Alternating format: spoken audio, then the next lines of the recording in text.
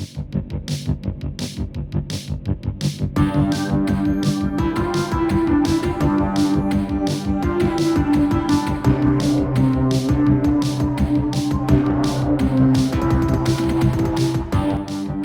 guys, welcome back to The Buffet, where your hosts Hank and myself bring you our thoughts on all things gaming.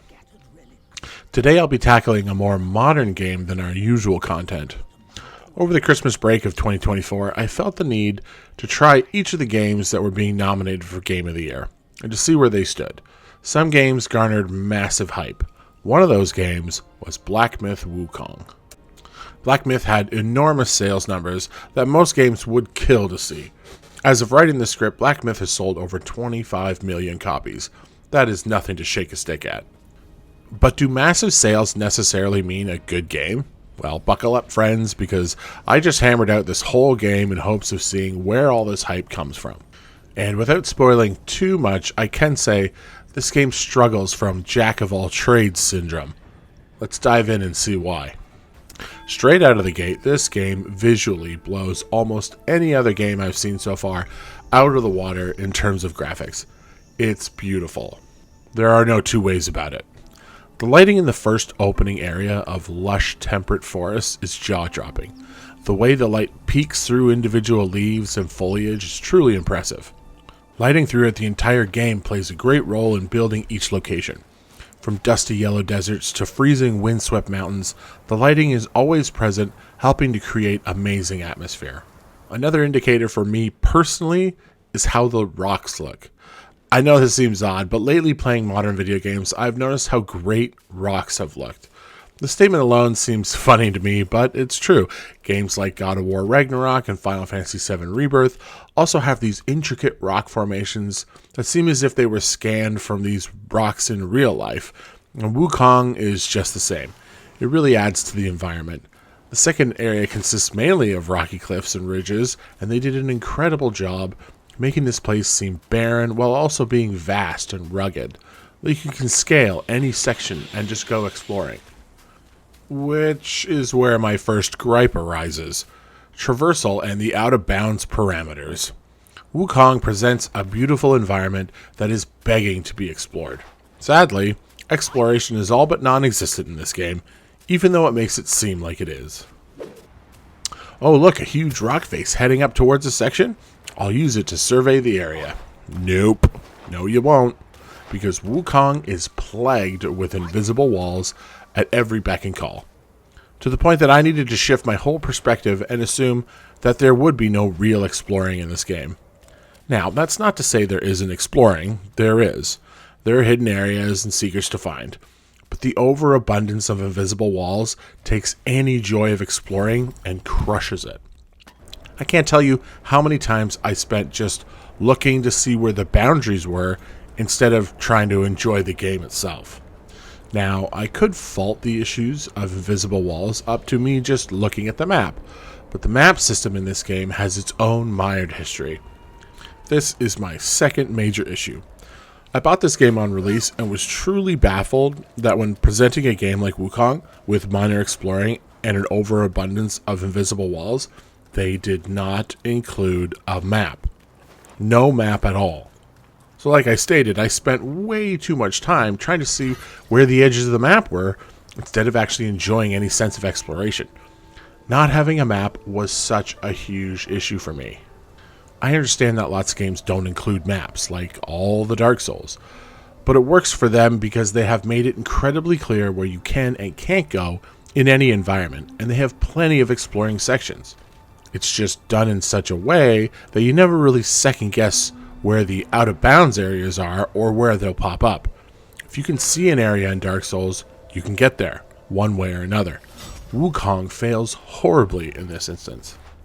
And I'm not the only one who had issues with the lack of a map. The entire internet made a big stink about this issue, and approximately about a month or so later, Game Science caved to the masses and released a post-patch update, adding a fully functioning map into the game. If your environments are on the level of, say, Bloodborne, then I can understand no map, because you've created almost a perfect zone to explore. No section in this game is safe from invisible walls or for the need of a map. In this day and age, I find it insane making a game semi-explorable and not include a map. And I am not alone in that statement. Next, we move to combat. Combat for me felt like a frustrating endeavor from start to finish. Honestly, this game is a mess when it comes to combat. I'm no slouch when it comes to playing action games. The Dark Souls series, Elden Ring, God of War, the new Warhammer, hell, Final Fantasy VII Remake has solid action combat.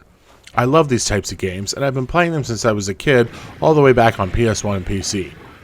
So I don't really want my credibility called into question with Wukong. I don't want to hear the whole get good line or what have you. When a game does something mediocre, it's simply mediocre, and that's that. Defending it without acknowledging its flaws is just copium for the masses. Wukong tries very hard to make the player think it's on par with both God of War's newest installments and Dark Souls' punishing boss fights and encounters. Unfortunately, Wukong fails at doing either of these things well, which is why I mentioned that Wukong is a jack-of-all-trades, master-of-none scenario. It takes elements heavily from both of these games, whether it's God of War's skill tree and combo system, or Dark Souls' heavy boss pressure fights and tough world enemies. But it never reaches the heights of either of these games. If you can't match it, it's going to feel bad, and Wukong feels bad. The combo system alone is so bare bones, you can ignore virtually 60% of the options, because almost all encounters can be completed with just the first stance you unlock. There are 3 stances, but I didn't even bother using the second 2 because they were far too niche and made for a more frustrating fight. Just stick with your first stance, build up your charges, and bonk away. Any other strat was just a waste of time and skill points. My other gripe is no block or parry at all. Just zero blocking mechanic. Every other game in existence essentially has a block or parry system to give the player some level of respite during the combat and a sense of control over the fight. Wukong just removes it in place of just roll dodges and jumping. It's just awful. As a game themed around martial arts and using a staff, not having a block, even thematically, seems wrong and out of place. But I digress. Gaining skill points in Wukong is also a total slog. I fully abused a cheese found online to farm skill points because of how unfun fights generally were and how long it took to level up to gain points. But even farming points doesn't fully overpower you in any way. But I took any gain I could at this slogfest. And a slogfest this game is. Wukong has 109 total bosses in the game. This is including both mandatory and optional bosses. 109. Let that sink in, just for a second. For comparison, Dark Souls 3 has 25 bosses, DLC included. On the other end of the spectrum, Elden Ring has 239 bosses to fight. But Elden Ring is a massive open world where you can hide bosses in any cave or corner of the map, so it's not totally fair comparison. You can also grind XP and come back to any of the bosses you're struggling with. Now you can grind in Wukong also, but it sucks and has little impact. God of War Ragnarok has 70 bosses, so you can argue Wukong is somewhat on par, but I still found that there were just too many bosses for a linear, non-open world type game to be presented. The difficulty spikes for bosses is also jarring at times. The White-Clad Noble is a great example of a massive spike in difficulty. Very unfair reach and oddly telegraphed moves make this fight very frustrating. From projectiles that seemingly always land to gap-closing lunges, this guy can be very frustrating in the early game. Once he's beaten, you get to the next guy and you wallop on him as if he's just a standard enemy, making me question who planned the difficulty spikes.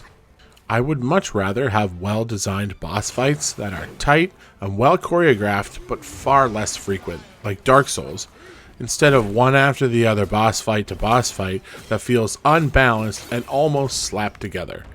Again, Wukong taking from many games but never doing it at the same level.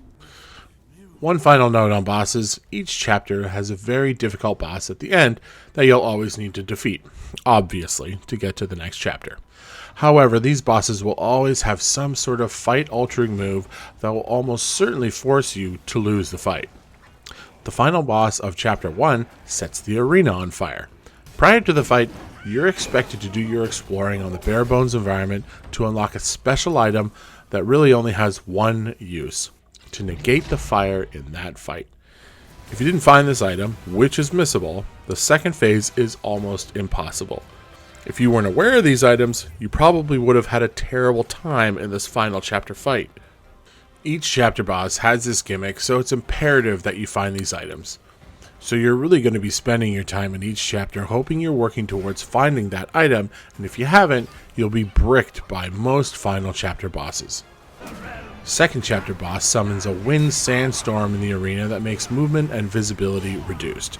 You need an item to expel the sandstorm to stand a chance.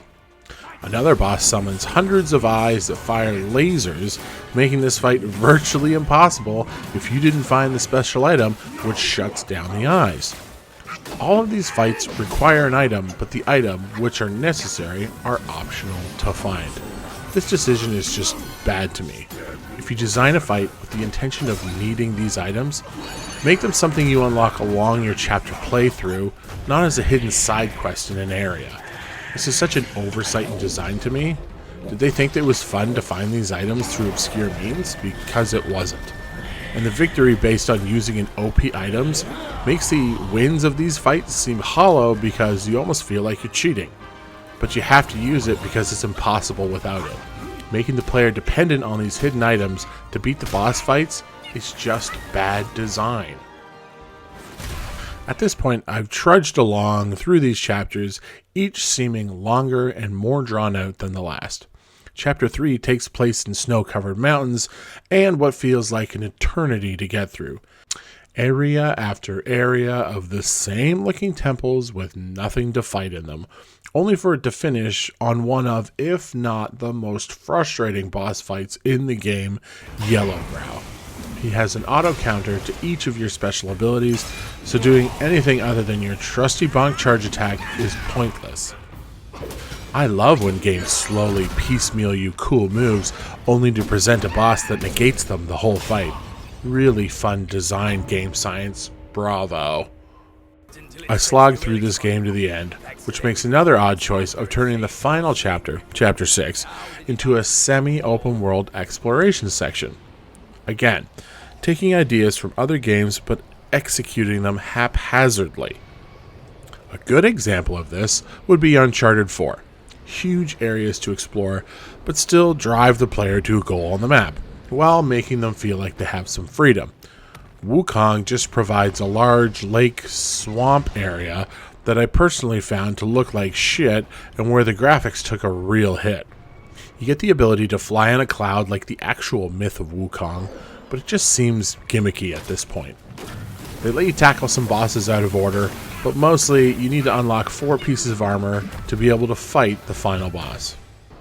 It was cool to see the giant grasshopper jumping around, as I haven't really seen an enemy that large and with such presence as him.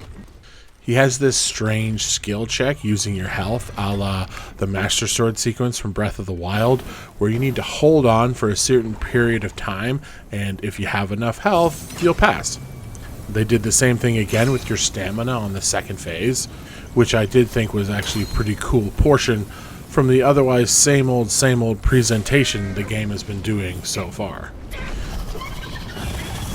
Once you've gathered your armor and killed a mandatory mantis, you can take on the final boss of the game, which of course is such a frustrating fight because why wouldn't it be?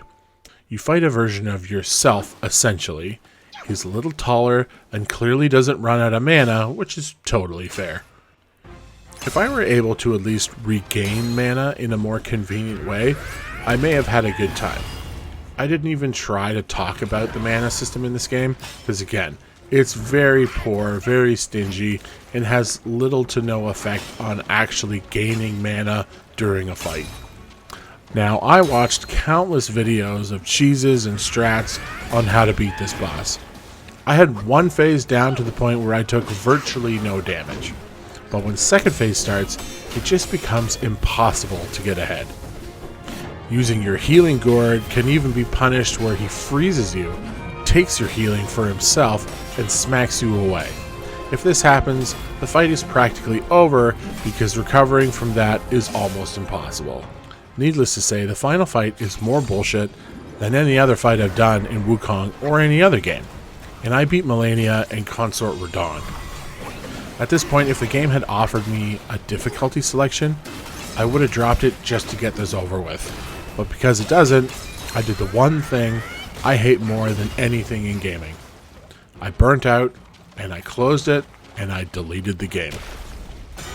Yep, the final boss of Wukong was so egregious that I decided to delete the game after making it to the end. This is a move I almost never do, but I just don't care anymore. Hey guys, future Levi here. Turns out I didn't have any footage of the actual final boss fight, so I had to reinstall the game and boot it back up to get the extra footage. During that time, I ended up actually beating the boss on my first try, so let that be what it is. I'm still going to let my criticism stand, as I think they are a big glaring issue in this game overall, but I did end up beating the boss and I did end up completing the game. But I'm still bitter about it. For all the people that did stick it out, I applaud you, because that fight is really annoying. But for me, life is too short to spend playing mediocre games with poorly balanced boss fights. Good riddance, Wukong. You will not be missed. And there you have it, folks. Black Myth Wukong.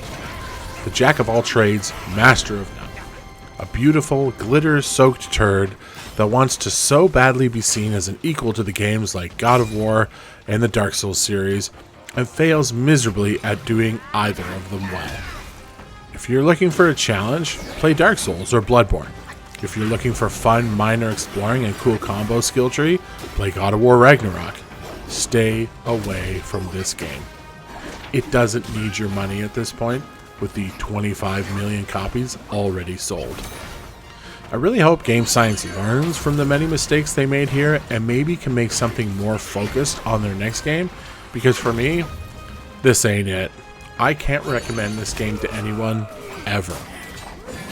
Thanks again for watching my review of Black Myth Wukong. By the end, I hated it so that you didn't have to.